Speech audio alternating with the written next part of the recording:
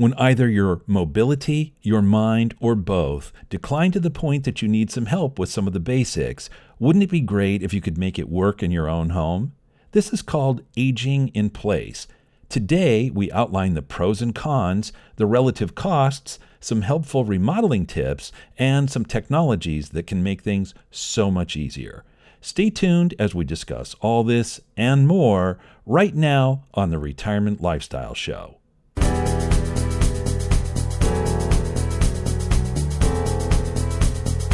Welcome to the Retirement Lifestyle Show. I'm one of your co-hosts, Adrian Nicholson, and today I'm joined with Erik Olson, another one of our co-hosts. Our other co-host, Roshan Loungani, is unfortunately out, but we're going to tackle the topic together today, Erik. I'm really looking forward to it. Are you all set and ready to go? Oh, I absolutely am. Yes, man. I missed the conversation with you guys last week. That must have been a lot of fun. Yeah, it was. For all of our audience and listeners, last week we had a conversation on cryptocurrency. I just recommend you go checking out that episode. It was a really solid one, but I'm also really excited for the one we're going to talk about today, Erik. The Mhm. topic is aging in place. And for our listeners and audience that aren't familiar with that, do you want to dive us right into it? Sure. Yeah. So, I mean, what do you do when you get older and it's getting harder and harder to manage? One option, as we know, is to move into some sort of institutional setting, whether that's assisted living or what have you. But another option is to try to stay in your existing home and make whatever immediate modifications make it a more viable place for someone to stay on a long-term basis, even while they're aging, and to do so comfortably and safely and in a familiar setting that allows people to feel that sense of joy in the long run. Exactly. It's a very important aspect of getting older, where you're living and making sure, like you said, are you comfortable? Does it support and really enhance the lifestyle you're living in? It's a very important area that we're going to talk about today. And there's a lot of components that go into it. So we're going to have a lot of great information and resources today for you all, our listeners. So I'm really excited to get into it. Erik, how do you want to start this off today? Well, I guess I will just say it's probably not a surprise to our listeners that if you ask most people, "Hey, would you prefer, if it were feasible to do so, to stay in your home as you get older, or would you prefer to move into some sort of institutional setting?" Hands down, the answer is, "Oh man, I'd love to just stay in my home as long as I could." I mean, that's obviously where maybe my friends are, maybe my family is. Certainly, it's familiar to me. I know it, and that'd be the place to stay.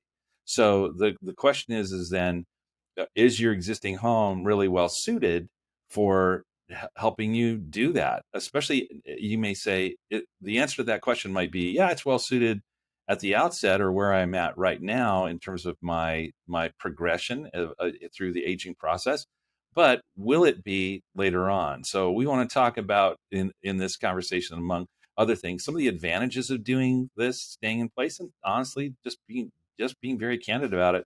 What are some of the disadvantages? We also want to talk about some of the specific steps that you can take, some cheaper, some more expensive, but most necessary to modify the home so that it is in fact workable as a place to live on a sustained basis, and to make sure that you're not left high and dry when the moment of truth may come.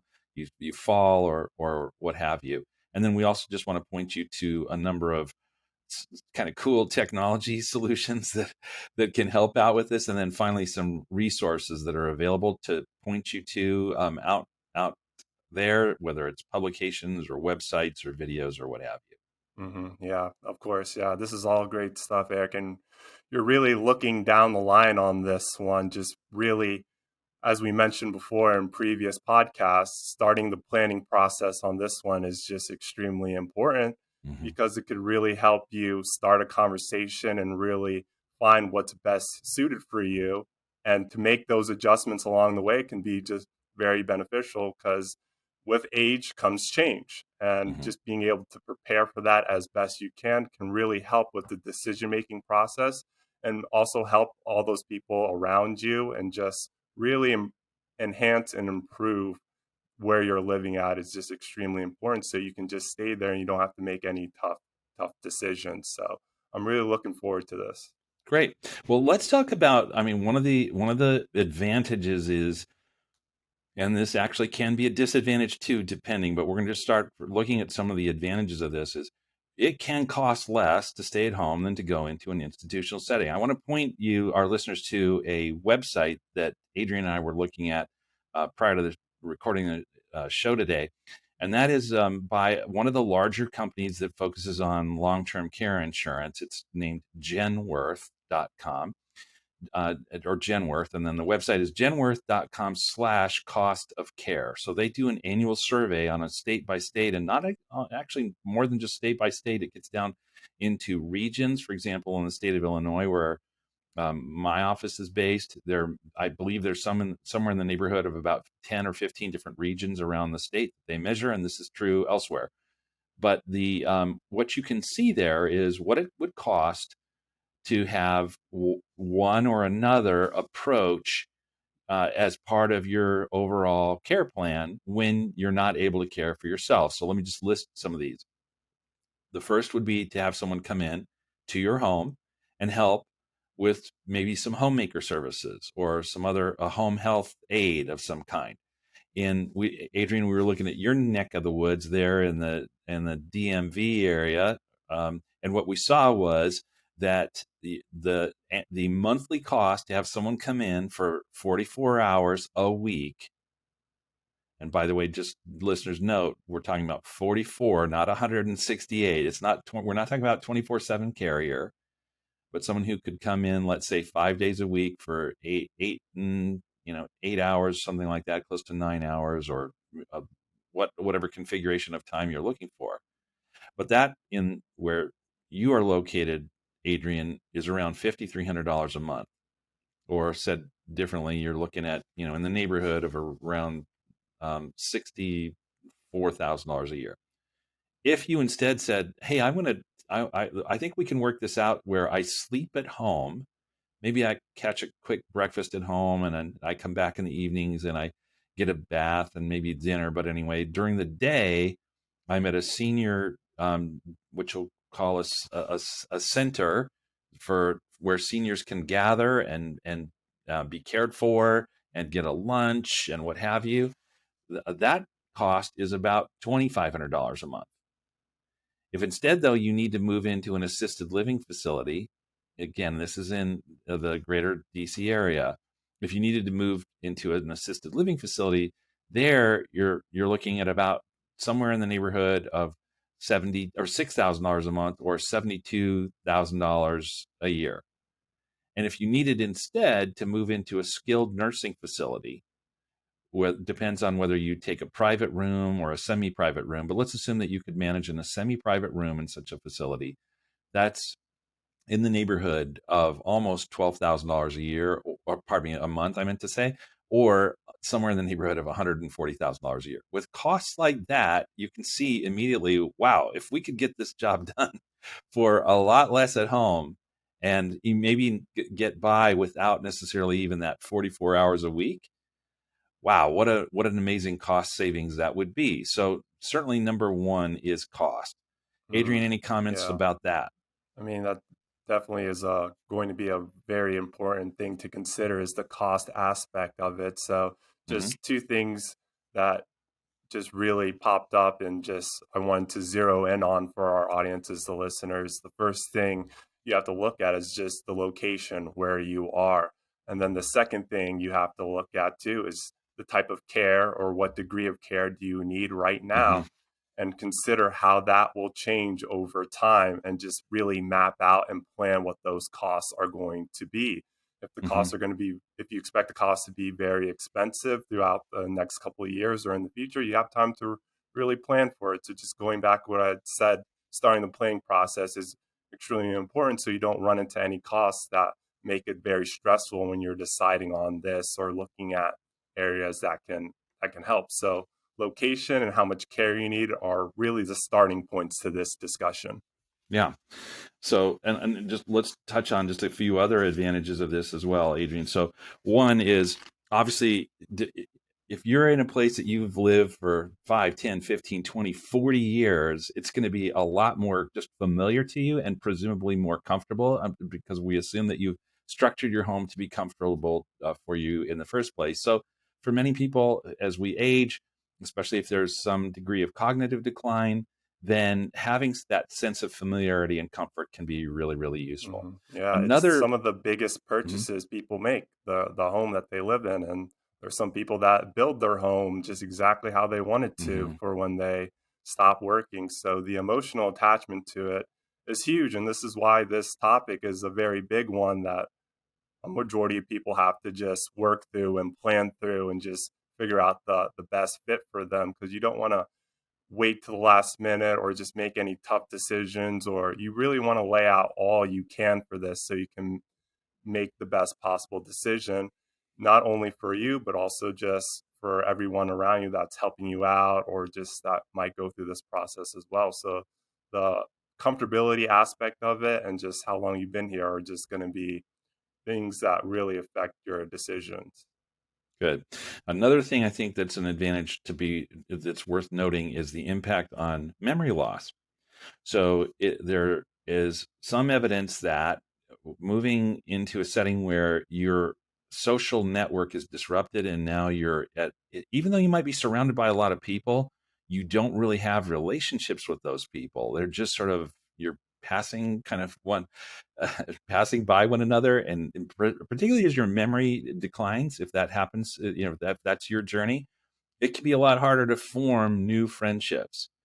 And as a result, even though you might be surrounded by many people, if you're not really able to enter into developing new, meaningful relationships, that sense of social isolation can actually accelerate the process of cognitive decline.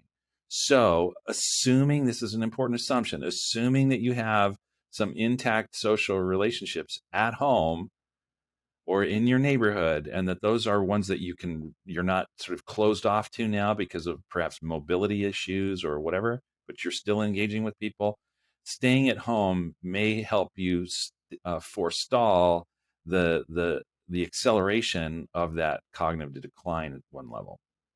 Yeah, it's a routine, and if you have that disrupted, you could go from one setting that you're very comfortable with that you developed over the years. That's a Hmm. big part of your lifestyle. If that kind of gets uprooted and changed, or you have to make that change, there could be some physical, emotional, and mental consequences to that. So that's also something that people really need to consider and look at, because at this point in your life, some people have developed some, they call it some support groups, just people that are around them that they have their daily interactions with, that they communicate with or go to social events with. And that's a big part of their routine and their lifestyle and their daily lives.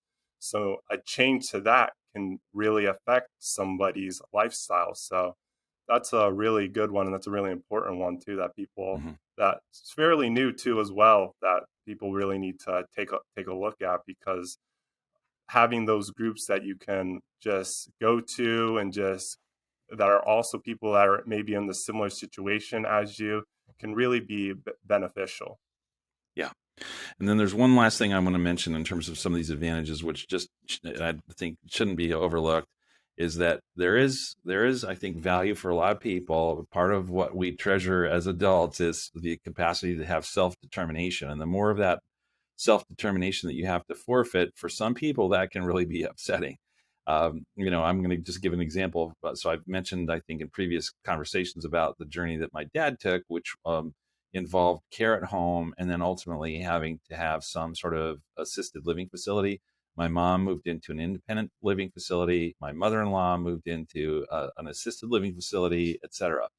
And so I've seen a lot of this. Both of my maternal grandparents were also in that same sort of story. So, but what happens is that if you're this isn't to knock the institutional settings. By the way, I believe there's great value in them. But if you can well understand, if you're managing one of those, you do have to care for the well-being of your people, and in some cases what that means is that you have to limit some of the sort of unrestrained freedom. So one of the things, for example, for my mother-in-law that had to be worked out was How far is she able to take walks? Because she likes to take walks. How far is she able to walk? My mom was in the same situation. How far could she take her walks? And you know, so what it's led to is a little bit of tension in both of those cases about the institutionally imposed limits on all of that. So aging in place means it includes the ability potentially to have greater self determination on a lot of levels. When you wake up, when you eat, what you eat, et cetera, et cetera. Yeah, the independence aspect of it is very big. But again, that's why we're going to touch on this later on in the episode. That you really need to make sure that place that you are in can support this routine, this independence, this daily life that you live. Just not only just support it, but whenever possible, make it better. And that's something that everybody is really looking forward to. Hmm. All right. So, what are some of the downsides? Well, we've made a lot of assumptions in what we said so far. Number one, that your place is safe to live. Number two, that you have relationships around. Number three, that your home presumably is one that you can modify, and doesn't isn't already in sort of a state of deterioration that requires a lot of maintenance. That you have loved Hmm. ones in close enough proximity that they can help you with some of the sorts of things that you have. So let's just reverse some of those assumptions, or at least question some of those assumptions. If you don't have anybody nearby, and you may be actually, by virtue of mobility limitations or cognitive limitations, staying in your home, you may find yourself actually more isolated than if you went into that institutional setting. Number two, I said, hey, I had, what was it in your neighborhood, Adrian, $5,300 a month or so for care at home, but that's for 44 hours. What if you need round the clock availability? Okay, now take that $5,300 a month and multiply times four, or more or less. You're talking about $21,000 a month, or nearly $250,000 on an annual basis to have that care. It's in that case, then the assisted living facility is going to be dramatically less expensive than would be true there. What if you have, even if you're not feeling necessarily socially isolated, but you have mobility limitations that make it difficult for you to get out and get groceries, to get, if you need to do so, to get to the doctor, or to get to the bank, or whatever the case might be. This can be a challenge as well. And what if you're not able cognitively any longer to do little things like answer the phone, or do check an email, or respond to an email? The which, I'm not using these as just hypotheticals. These are, I'm seeing these in the generations before me. So it can be a challenge in some of these areas. A good place for maybe our audience and listeners to start with this is maybe just create a list of things that are very important to you and prioritize that list, because Hmm. that can really help you with this planning process as well. Hmm. Just test drive and just see what a week looks like for you. What are you doing? Who are you interacting with? And if these are your utmost important things, then this is something that you need to tailor this process to, just to make sure that as you get older, as you're going through some changes, you're still able to do these things that are really important to your everyday life. So planning this out and creating a list can really help you when you're making this decision. So true. That is so true. So let's talk about some of the solutions to all of this. And one of these is um, talking about modifications to your home.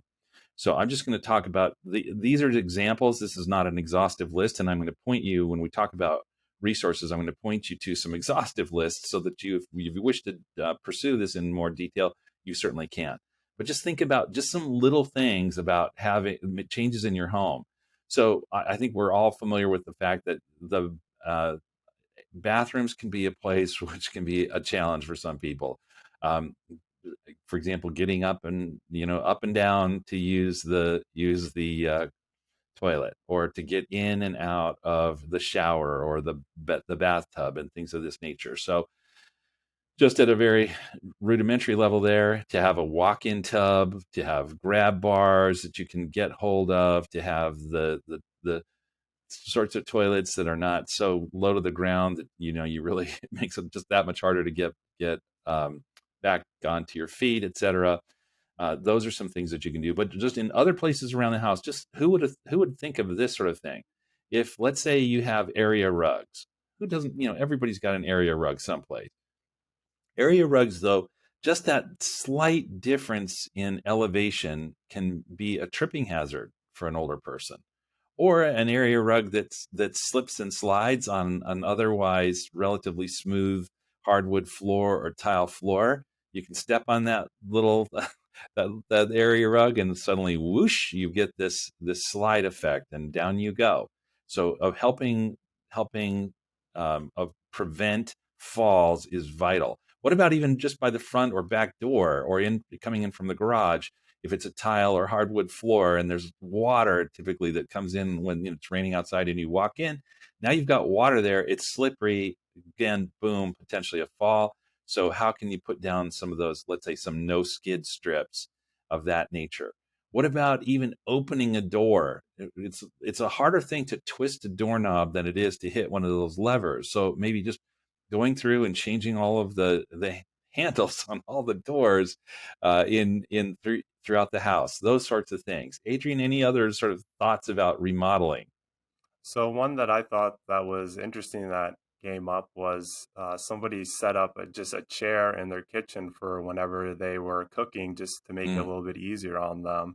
hmm I think you mentioned this, or when we were mentioning in our prep, just having something that can take you upstairs, like a electric chair or something like that. I've seen somebody in our area actually trying to build in an elevator in their hmm home. Just kind of do a walkthrough of your home and just see what are potential hazards or what things can make living there easier, just easier access, mobility, because again, we keep mentioning that you're going to be going through some changes, so something that might not be an issue now could be one in the future. So just making note of that and just looking online and looking at different resources just to see what you could change or adjust in your home just to make it safer for you, because hmm that's what these things are to do, to make it easier for you to live in, safe in it for you to live in, just keep you from potential injuries or falls or whatever it may be that can really just disrupt and alter your lifestyle. So that's something Yeah, that's really important. I really appreciate you sharing that list, Eric. That sure. was a solid one. And now we're all familiar with what's happened in the wake of COVID and the fact that a lot of help wanted ads are being unanswered. And this has certainly affected the home care industry as well.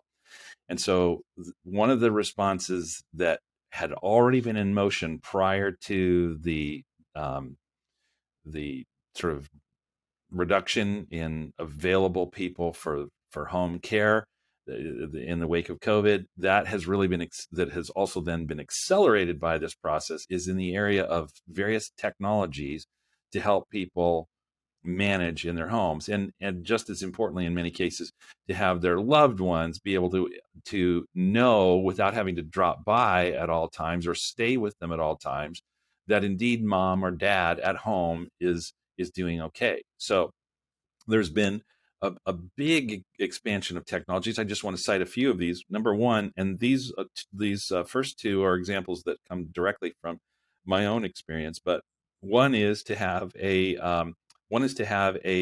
device when your loved one, your mom or your dad in this case, is finding it increasingly difficult to just even figure out how to answer the phone in a timely way. I mean, I'm going to just this is very there's no longer a hardline phone and everybody's using a mobile phone or this sort of thing, that implies or at least assumes that you're regularly charging that phone.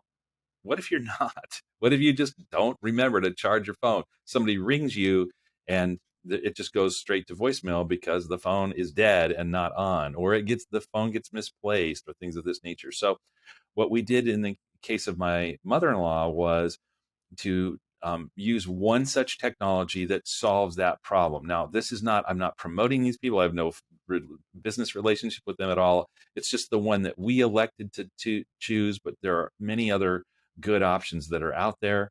And some of them, they'd be names that you know. But one of them, ultimately the tool that we went with was a company called ViewClicks. That's View, CLIX. And ViewClicks gives you a couple of options, a larger screen, a smaller screen. We went with the larger screen. And what the larger screen allows you to do is one of the loved ones that determines who has access to this and what level of access that they have to this. But it can be, and it rings through to this what looks like a computer monitor, essentially with speakers attached, and then in this case my mother-in-law would just go hit a touchscreen button that approves the call to be answered. So it doesn't have to find anything. It's sitting on our dining room table. And with that, then she's able, it has a microphone on it, it has speakers. She can, it's got a camera on it. She can see who's calling her and they can see her. That level of being able to have a facial interaction as opposed to merely a telephone interaction has been shown to also be very reassuring to the person who's in that spot. And just as sometimes, in the absence of a facial expression, it's sometimes a little harder for each side to read what the other is saying, or it can just be harder in that case. But you can go one step further with this sort of technology, which is to, instead of having to have that call in be approved, especially if your loved one is getting to the point where it's even hard and it's challenging for them to get to that device and approve the receipt of that call, you can just have it be instant on, and you're live, and you're talking through the device into your parent's home or your loved one's home, so that they can then hear your voice and then come over, take a seat, sit in front of it, and have the conversation with you. So that's one. I won't give as much detail on some of these others, but there are motion sensors, there are cameras, there are medicine dispensers. I mean, for example, one that there's any number of these medical medicine dispensers, but you can have it so that it dispenses any level of complexity in these pills. It just drops into a little tray or a cup at a certain prescribed time. And if the loved one doesn't take that cup within a certain period of time, let's say the next 2 or 3 hours, to take those medications, then it sends a text to the whomever is designated as the responsible party to monitor this, that, hey, your mom or your dad hasn't taken her pills yet today. Maybe something's up. Maybe check in with them. So these sorts of and I could go on and on with the list of technologies. In fact, there is a really, I think, interesting website. We're not trying to promote other people, but I thought that this one website was really an excellent one. It's called ageinplacetech.com, ageinplacetech.com.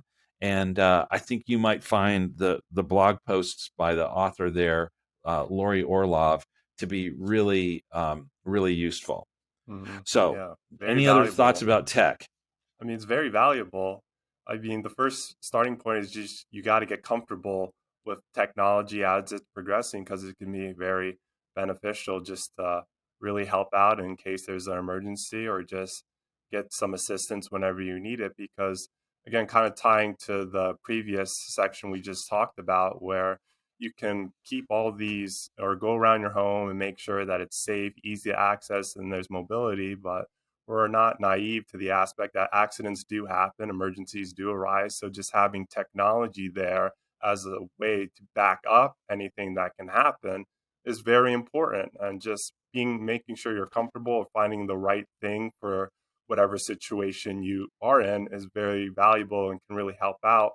Like I mentioned, in an emergency, or if you just want to check in on somebody, it really can pay dividends for you just to really look at these new technology that comes out, these resources, to provide a safer place for you to be in and have some assistance whenever you do need it. So it's very important. That's really the theme on why technology is an important part of when you're talking about aging in place. hmm hmm So I want to point you to some resources that you can pursue. Now, we're going to list these things in the show notes, so you'll be able to go get the actual links. But just to kind of give you a preview of some of the things that you'll be able to find there, or if you're not prone to go track down our show notes, then if you've got a good memory or you got a pencil and pen right now, you can write some of these things down. But in terms of ideas and checklists, I think that's always useful. One of the checklists that I think there's an entire like 18-page booklet that will walk you through all of these sorts of things. It's from aginginplaceplan.ca. This is from Canada. aginginplaceplan.ca. You can go there and you'll be able to find the Aging in Place Toolkit. So this was prepared by a couple nonprofits there, and it just goes through health, home, transportation, finances, connection, safety, support services, community, and then if you're still, your loved one is still married, or in a relationship, of important relationship, then it goes through some of those questions as well. So that's one really wonderful thing that can walk you through it. Another is Harvard University's put a number of publications together on this. And so one of these is at health.harvard.edu, and they have a little booklet that you can purchase on aging in place. So we'll have the link to that, but it's at Harvard University on aging in place. If you are thinking, okay, well, what about some specific modifications to the home? Going into more detail there, Architectural Digest has an online resource, architecturaldigest.com/story/aging in place guide. So it's another useful guide, and we could go down a number of these other sorts of things. But if you just go to our webpage, which is retirementlifestyleshow.com, look for this most recent episode. If you're hearing this weeks after we've recorded it, you can go up to the All Episodes tab up at the top and search in reverse chronological order, and then find the notes page there, and you'll be able to track down all of these links. So I guess the last couple of things I'll mention in that respect that I found also to be useful is that the National Institute of Health has a National Institute of Aging. And so they have resources there. And then finally, and I'm sure there are many other nonprofits, I'm not trying to single them out, but I just felt like that the resources that I saw there were particularly, there's a great breadth to them and a lot of thought to them. The Evangelical Lutheran Church in America, ELCA, has a website devoted to this topic called the Good Samaritan Society, I think it is. And so the website there is www.good-sam.com. And you can find up at the top this resources tab, and there's tons of resources that are available there as well. Awesome. Great. Thanks for sharing all that information, Erik. I Mm. mean, this is a very important topic, and just having the information, the resources, any type of ideas out there can really help along with the planning process. And any listeners or viewers, if you have any other questions, we're available. Our information is in the show notes along with our website and information. Please like and subscribe. Tell your friends and family. If you have any questions, feel free to reach out to us. I hope you gained some valuable information on the topic aging in place, and we'll be back with you next week for another great episode.